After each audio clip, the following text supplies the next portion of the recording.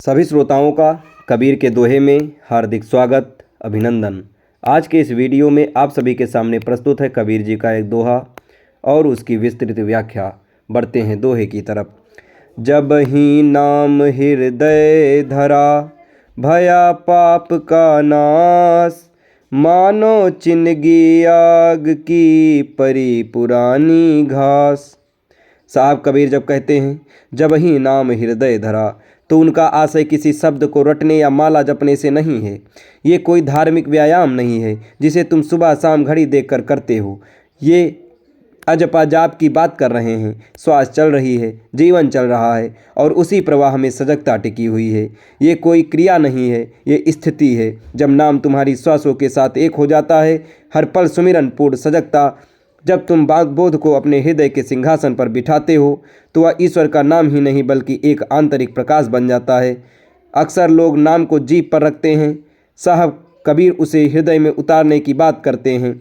जीभ पर रखा नाम सिर्फ एक शब्द है, एक उच्चारण, लेकिन हृदय में उतरा नाम एक बोध है। वह तुम्हारी श्वास श्वास में समा जाता है। जैसे रक्त तुम्हारी धमनियों में दौड़ता है, वैसे ही होश तुम्हारी चेतना में दौड़ने लगता है। तुम जिसे पाप कहते हो, साहब कबीर उसे बेहोशी कहते हैं। चोर, क्रोध या लोभ ये बस तुम्हारी बेहोशी के लक्षण हैं। पाप और पुण्य का संघर्ष नहीं है, संघर्ष है होश और बेहोशी का। अंधेरे को तुम तलवारों से नहीं काट सकते, न ही उसे झाड़ू लगाकर कमरे से बाहर कर सकते हो। अंधेरे से लड़ना मूर्खता है। प्रकाश और अंधकार का कभी मिलन नहीं हुआ। अंधेरे का अपना कोई अस्तित्व नहीं होता, वह केवल प्रकाश की अनुपस्थिति है। परम नाम आते ही पाप विदा हो जाता है। तुम बस एक दिया जलाते हो और अंधेरा विदा हो जाता है। नाम का अर्थ है परम सजगता का दिया।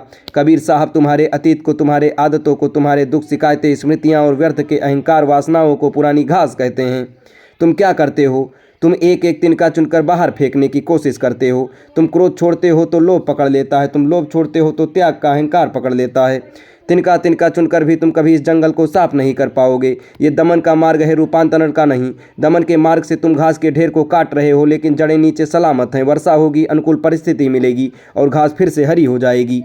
साहब कबीर कहते हैं मानो चिंगी आग की। चिंगी को घास के ढेर से लड़ना नहीं पड़ता। उसे ये नहीं सोचना पड़ता कि घास पुरानी है, नई, बड़ी बात या छोटी। एक छोटी चिंगारी पूरे जंगल को राख करने की क्षमता रखती है।